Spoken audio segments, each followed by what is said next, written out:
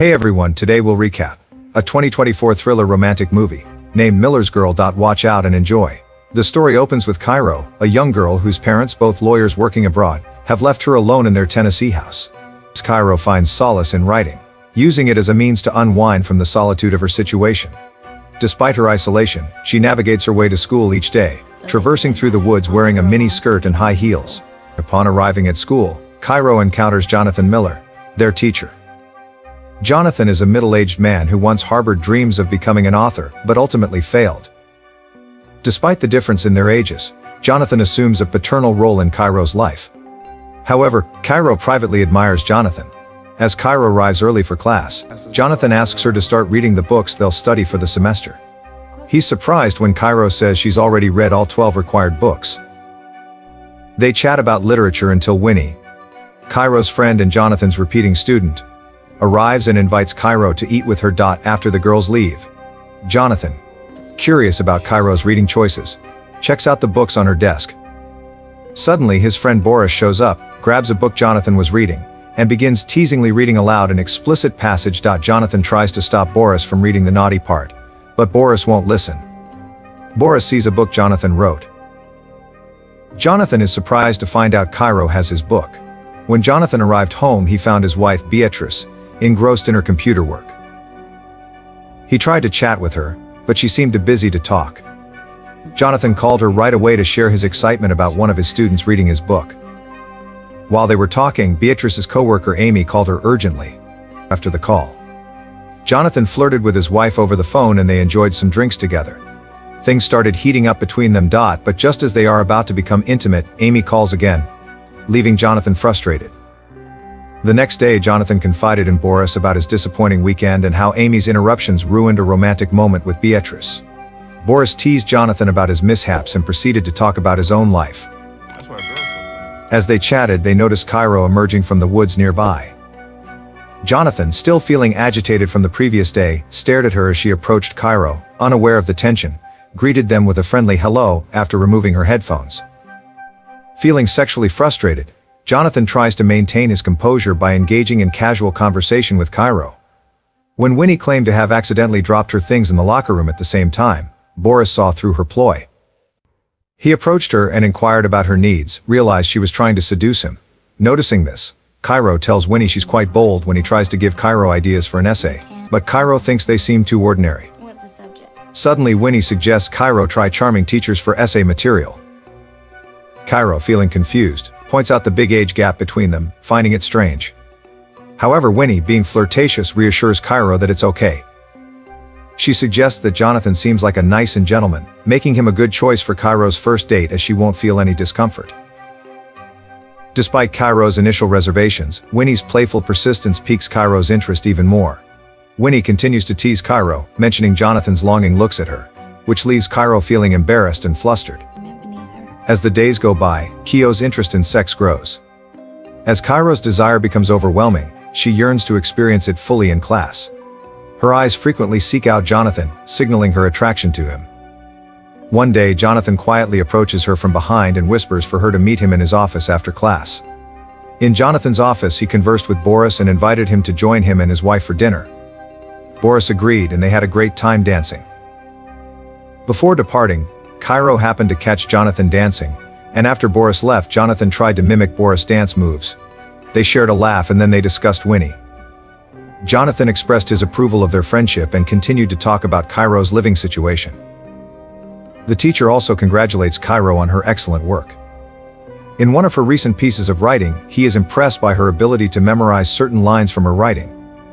Recognizing Kairo's talent, the professor asks her to write a short story in the style of her favorite author. He believes that if she excels in this task, she will pass the entire semester with flying colors. Kairo views this as a perfect opportunity and eagerly agrees to take on the challenge. Suddenly, Kairo surprises her professor by revealing that she has read his books, leaving him speechless. She quotes a part of his book just as she memorized part of what Kairo had written. The professor is delighted and confesses that the book she quoted was the first he ever wrote, which holds a special significance for him. Miller admits that he hasn't written anything in a long time. He explains that since getting married, his life has become more ordinary. Lacking the material to inspire a book, Kairo believing he is simply uninspired, challenges him to find that spark again and start writing once more. He invites Kairo to meet that weekend to further discuss the short story. At the meeting spot, Jonathan surprises Kairo from behind. As they engage in conversation, Jonathan remarks on how they've been owning their literary skills together for a while a poet named Elliot performs. Kairo steals glances Jonathan, who listens attentively. They later critique Elliot's poetry, exchanging thoughts and opinions. As Kairo smokes, she offers Jonathan a cigarette, which he accepts. On a new school day, Kairo decides to change how she looks. She brings coffee to Boris and Miller, and they all seem more confident. Playing around and sharing a cigarette, Kairo tells Winnie that even though the professor didn't say anything about her new look, she knows he liked it. Later, Kairo tells Miller she wants to write her story like Henry Miller, a famous author known for writing about love and sex. Miller worries it might not be a good idea because it could cause trouble at school, but Kairo thinks it could make her story more interesting. After thinking about it, Miller trusts Kairo and lets her go ahead with her plan. Later, Jonathan's phone buzzes with a text from his wife inviting him on a weekend getaway. Kairo approaches to discuss her short story, but Jonathan, preoccupied with thoughts of his wife, quickly approves her writing without giving it much consideration when they're alone. When he teases her friend, joking that Kairo is trying to seduce her professor, she exaggerates, pretending to mimic Kairo's actions, much to her friend's amusement. As Kairo frantically searches for her missing phone, Jonathan's plans are repeatedly disrupted by Amy's persistent calls. Surprised to hear Kairo's voice when his phone rings, Jonathan learns that she accidentally placed her phone in his bag. As they converse, Jonathan's wife expresses frustration over their postponed weekend getaway, volunteering to return Kairo's phone to her house. Jonathan quickly agrees despite the incoming rain. As he makes his way there, a heavy downpour suddenly begins. Upon arriving, Jonathan spots Kairo walking outside in a seductive dress amidst the rain. Locking eyes, Jonathan and Kairo share a moment of intense attraction as she approaches him in the pouring rain. Overwhelmed by passion, they embrace and share a passionate kiss. As Jonathan and Kairo found themselves in a daze after their intense moment, Jonathan's thoughts were consumed by her. Suddenly, Kairo sent Jonathan his midterm test, snapping him out of his reverie. Waking up from his distracted state, Jonathan's wife urged him to leave her alone. As she ended to other matters, Jonathan left and retreated to a small house near theirs. There, he printed out Kairo's finished work and began reading it immediately. Engrossed in the captivating story with its adult themes, Jonathan's excitement peaked as he envisioned Kairo in the scenes fueling his desire.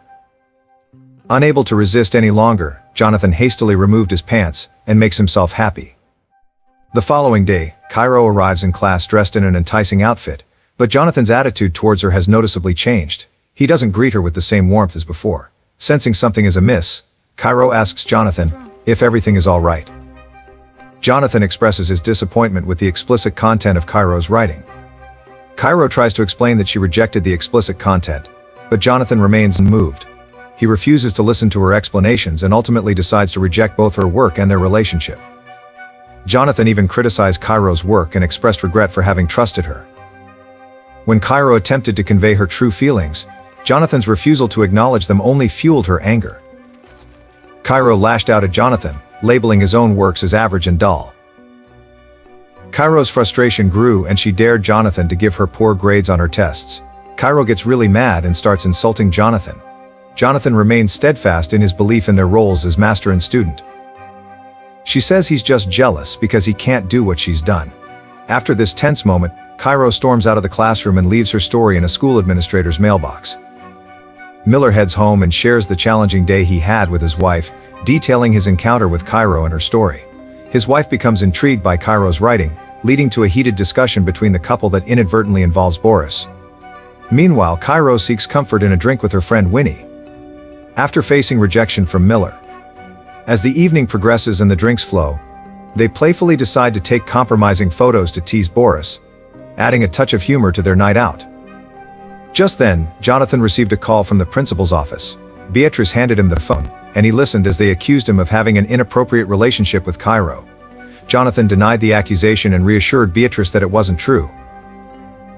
However, her Beatrice warned him about the potential consequences, mentioning that he could lose both his job and his wife if the allegations were found to be true. The following day, Kairo was absent from class as she met with the principal.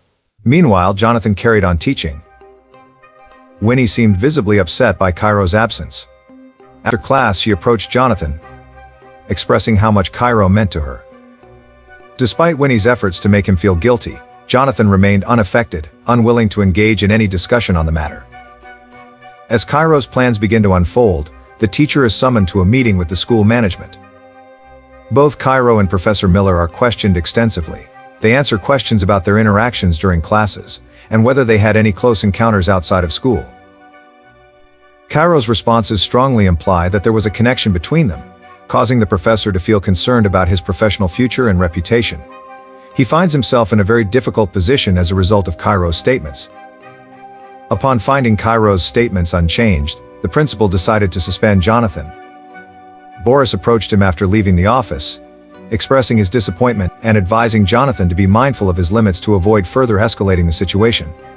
After delivering his message, Boris left to give Jonathan some space. When Jonathan got home, he reluctantly told Beatrice he was suspended. She quickly asked if something happened, but he denied it, only admitting he gave Kairo special treatment. Beatrice didn't buy it and kept asking until he confessed. When she asked if he had feelings for Kairo, Jonathan hesitated and couldn't deny it. This made them argue loudly, saying hurtful things to each other. Beatrice, furious, stormed out, saying she wanted a divorce at the same time, when he spoke to Kairo about the potential consequences of her actions, warning that she might cause Jonathan to lose his job. However, Kairo brushed off these concerns. She saw it as her biggest accomplishment and even included it in her college essay. Kairo explained to Winnie that Jonathan didn't think highly of her, so this was her way of getting back at him. Kairo's essay painted a vivid picture of the potential consequences awaiting Jonathan's relationship with Kairo as she concluded her writing. The movie ends there. See you next video.